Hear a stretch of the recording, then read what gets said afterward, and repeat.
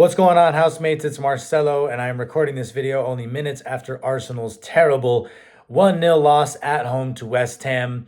I'm going to struggle a little bit for words today because there really aren't many words that will, you know, do justice to what was such a terrible game from Arsenal. It really feels like typical Arsenal when we're most needed to step up, with Liverpool looking like they're faltering a little bit. We take it a step further and we put in arguably our worst performance of the season. And, this is a West Ham side that's floating just above the relegation zone. We were undefeated in 15 games. It almost felt scripted. And, yes, a couple of videos ago, I did say that, it's not over yet, right? I predicted that we would have level points at the end of the season, but I did also say it felt unrealistic. I just didn't think that this would be the slip up at home to West Ham, just like it was last season. And it hurts, man. I'm not that surprised, I guess. I'm just so disappointed. And I don't even care too much to break the game itself down. Again, it's still so fresh in my memory. And because I'm in the UK, I had to watch a dodgy stream. For anyone that's from the UK or lives in the UK, you'll know that 3 p.m. kickoffs are not televised. You have to be at the stadium. So I had very spotty connection throughout with the stream I had. Anyways, really the only major talking point is the goal, just really sloppy from us, giveaway and West Ham counters. Calafiori does not do well enough to close down Wan-Bissaka and prevent the cross from coming in. There are a number of people we could blame for Jared Bowen being unmarked in the box. Gabriel could have, put a header on it to prevent it from even getting to Bowen. Declan Rice wasn't marking closely enough, but if he tried to get a touch, could have easily gone in for an own goal. Thomas Partey as well. Maybe he's not marking well enough. But whoever, regardless of who you want to pin it on, it's just poor defending all around. It's really poor defending. And on that note, I think we saw today why Miles Lewis-Skelly is our first choice left back. I think he's just levels ahead of Ricardo Calafiori defensively. Calafiori was pretty sloppy today at numerous points, including for the goal, of course, but just a couple of moments where he got caught on his heels like he has been on multiple occasions this season. A couple misplaced passes that invite some unnecessary pressure from West Ham in our own defensive third. But I have to say it, man. And it's something that's been growing within me, and it's become more and more apparent over time. But Martin Odegaard, man, he's really not the player that we need him to be as our captain. It's just another game added on to a catalog of games this season where he hides.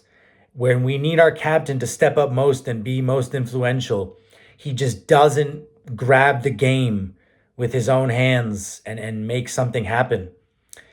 And it's a serious concern because Mikel Arteta has put so much faith into him, and he really sees Martin Odegaard as the heartbeat of this team.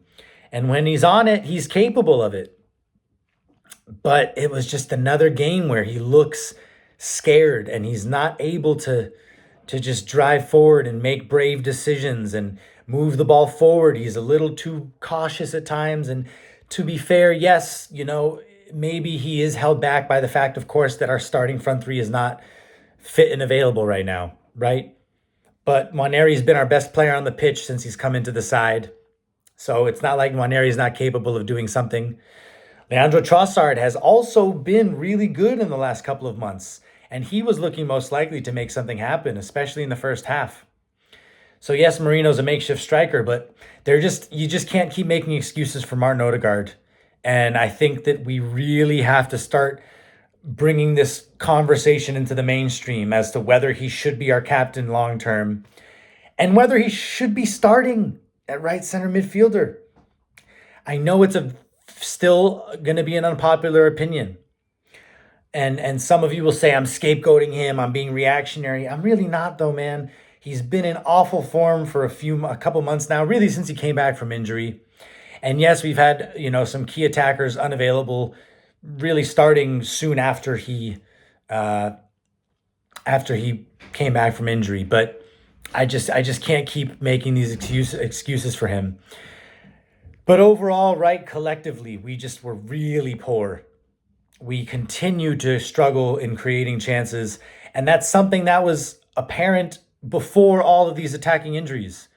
It's consistent with our struggles throughout the season. And a bit of that comes down to Mikel Arteta being risk averse and avoiding playing centrally. Again, you might be forced into doing that when you're playing against these low blocks, and that's true. But at the end of the day, we know what we're up against as one of the most, respected teams in the league and in the world. And for a team with the best defensive record in the Premier League to give up a goal like that, man, is just really disappointing. And I'm gonna cut myself off in a moment because I don't really have much to offer other than deep disappointment and just there really isn't much to say, man. It does feel like that is more or less it. Obviously, if Liverpool were to lose tomorrow, yeah, no, they're just no. I'm trying to cope here, and it's just there's no point because we could have cut the lead at the top to 5 points today, and we didn't. And that's it at the end of the day. So I really, and I didn't mention, yes, Declan Rice had a poor game by his standards, but I really think it's down to Martin Odegaard far more than anything else. And Calafiori, I didn't even mention the Miles Lewis Skelly red card. It's an obvious red card. He was a little too casual there. He is a very confident player, but it was one of those moments where Mohamed Kudus is one of the most exciting attackers in the league, and he was far too casual being the last man and with Kudus on his heels. So a deserved red card and doesn't really change much, right? Him getting the red card, we were already awful. It just left us susceptible maybe to conceding another goal and, of course, struggling more to find an equalizer. So I'm going to leave it there. Not really much else to say. And, the